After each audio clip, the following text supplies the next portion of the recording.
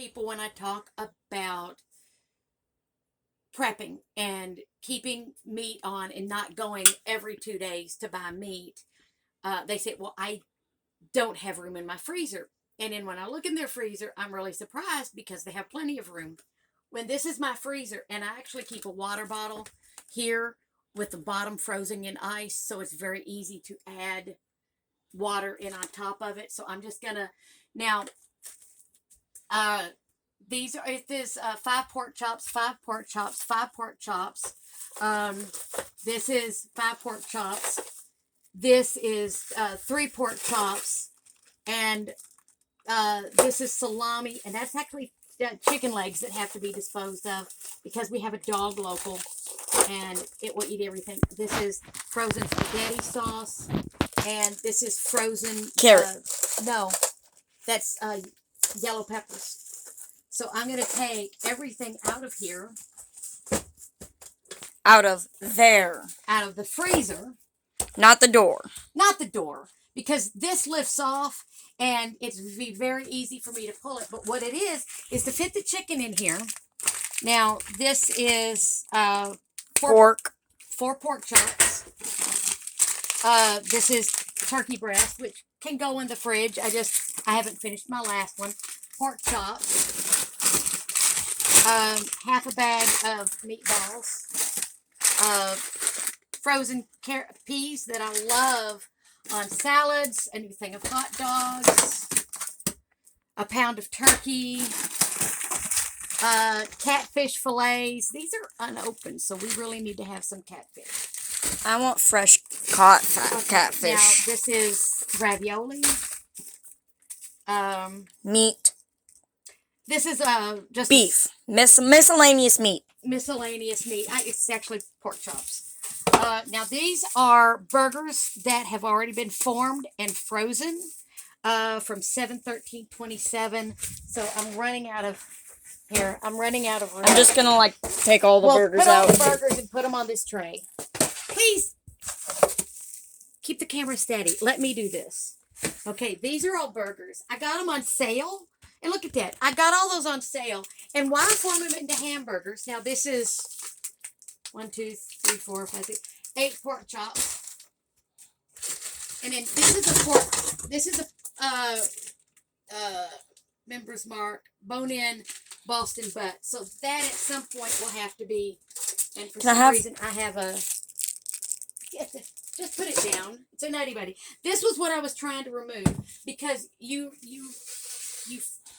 freeze better when it's full as long as you keep breathing room at the back. Okay, so a few peas that are lost. I'm actually going to take this off. Now this, what are you doing? Can you actually see anything? Yes, I can. I'm going to put this, and that's the pork chops at the back because I really don't need those in the door right now. This is normally where hot dogs. I don't know what this is for, but I'm just going to put the pork chops back here, and I'm going to put the Boston butt back in. Make sure my vents are have some breathing room. That's going to go up. And then, unfortunately, the fish is going to have to go up. And then,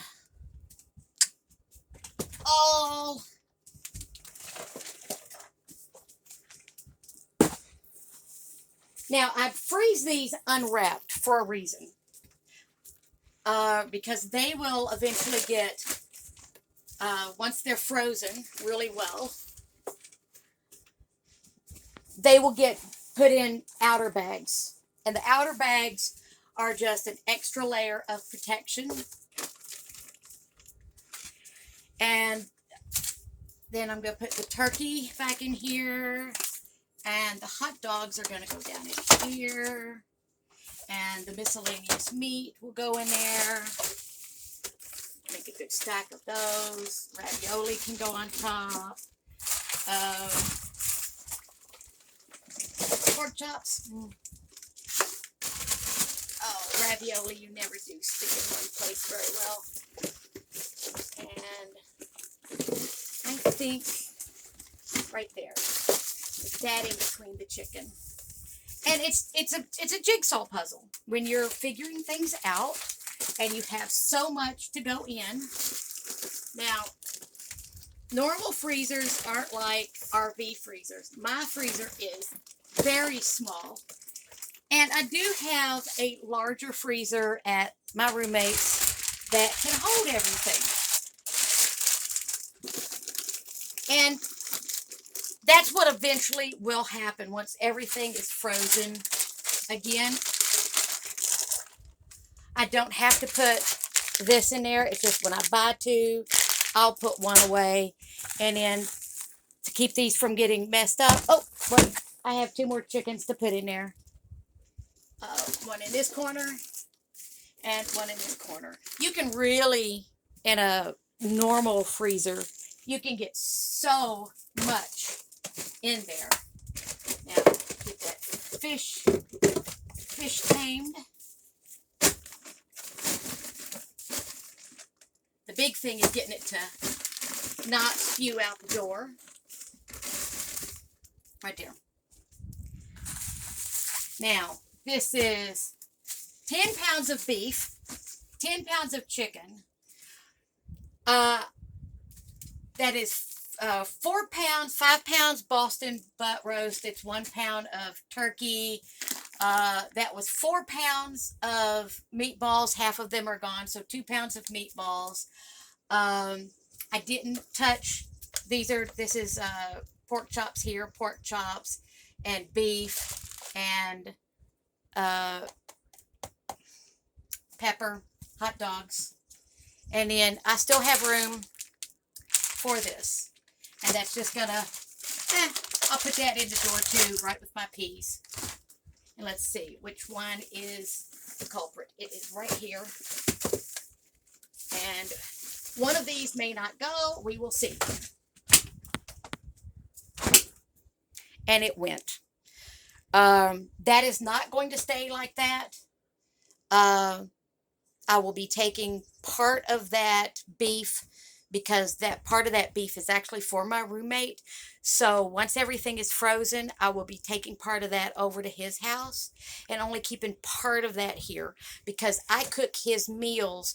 Therefore, he keeps part of this food in his freezer, not mine. But you can fit an incredible amount of food in a freezer. There is more room in a normal size fridge than in this one. This one also has the air intake and the venting is at the back versus it's at the side normally on most regular household freezers. And that changes the way this, and it's harder to pack. So I can't keep it packed this full. Once it's frozen, I'll pull stuff out. But again, I had this in there before I put in the 10 pounds of, and I left 3 turkey leg quarters out. So they're going to be dinner tonight. So technically it doesn't have the full 10 pounds in there. It had 8. So there's 5 of those chicken leg quarters left in here. And that's perfectly okay because I can put at least a month's worth of meat in this small freezer and I can catch it on sale. And when you do want to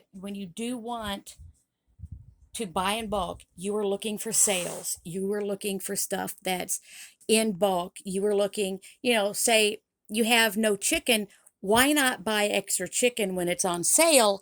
And that way you can save up the money. So maybe hamburger go on sale, or maybe it's going to be pork chops, or maybe it's going to be turkey. When there's whole chickens on sale, I can buy whole chickens for 50 cents a pound. Cut them up, process them, and put 4 or 5 in the freezer. And then I don't have to worry about buying chicken for a couple months. It's just so simple. Really, it is.